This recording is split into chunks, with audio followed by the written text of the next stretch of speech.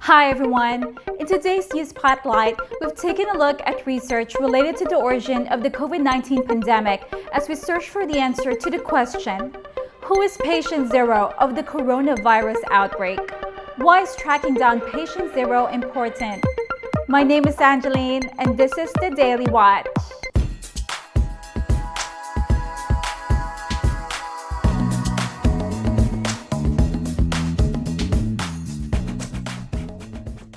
As the world continues to fight against COVID-19, a mystery remains. Who is patient zero of the coronavirus outbreak? Patient zero, also known as an index case, is a term used to describe the first human infected by a viral or bacterial disease in an outbreak. According to a study of the first 41 people hospitalized with COVID-19 published in January, the first case of COVID-19 was a man who showed symptoms on December 1, 2019. Unlike the majority of early cases, he had no links to the Huanan seafood market. The patient was an elderly man who suffered from Alzheimer's disease and lived 4 or 5 buses away from the market. No one has been able to confirm where he caught the virus or if he was even the first person to contract it. Another January analysis of the first 425 COVID-19 cases conducted by the Chinese Center for Disease Control and Prevention and China's National Health Commission placed the first confirmed case a week later, on December 8. But subsequent evidence hints that the outbreak probably began before December.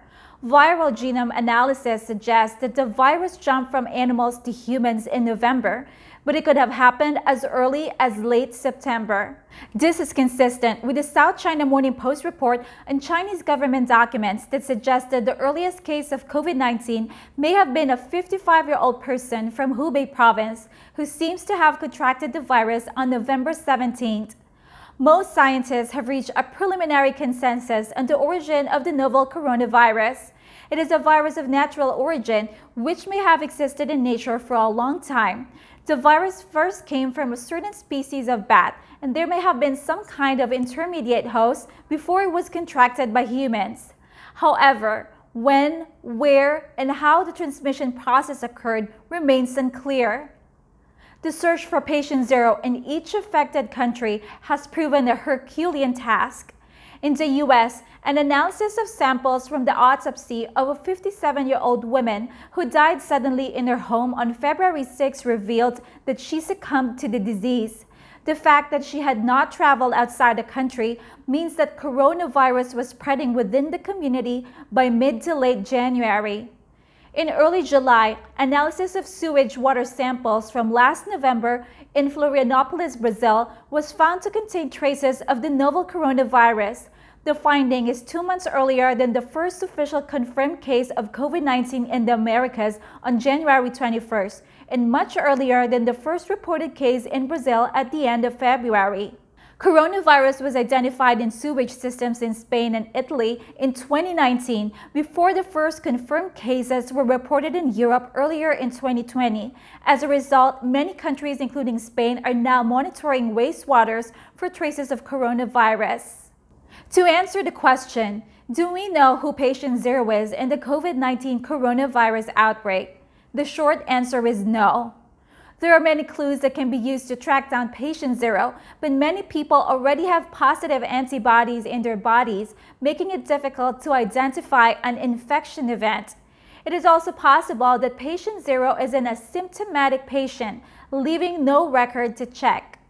Noting that it can take decades to find patient zero, Michael Ryan, Executive Director of the WHO Health Emergencies Program, pointed out that it took years to find the first person who suffered from MERS, and it has never been fully established that SARS crossed the animal-human barrier. Why is tracking down patient zero important? Many health experts are against identifying the first documented case of an outbreak for fear that it might lead to disinformation about the disease or even victimization of the person. Some believe the hunt for patient zero is of relatively little importance now that human-to-human transmission has spread the virus worldwide. However, experts say identifying the source of the outbreak is crucial, given that 3 coronaviruses, the SARS, MERS, and COVID-19 viruses, have all emerged since 2002. In evolutionary terms, that's in microseconds. The risk of these things happening has enormously accelerated. Tracking down a virus first human host serves a critical function. In smaller outbreaks, it helps public health officials isolate sick people and stop the spread of a disease. In large ones, it lets scientists mark the start of the epidemic curve and chart how a contagion moves through a population.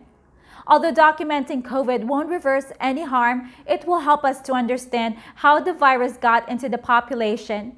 Knowing more about the event that led to the COVID-19 virus spreading to humans could help us figure out how to stop it from happening again. That's it for today. If you liked today's video or learned anything new, press the like button, subscribe and ring the bell to get the latest news from the Daily Watch. See you next time!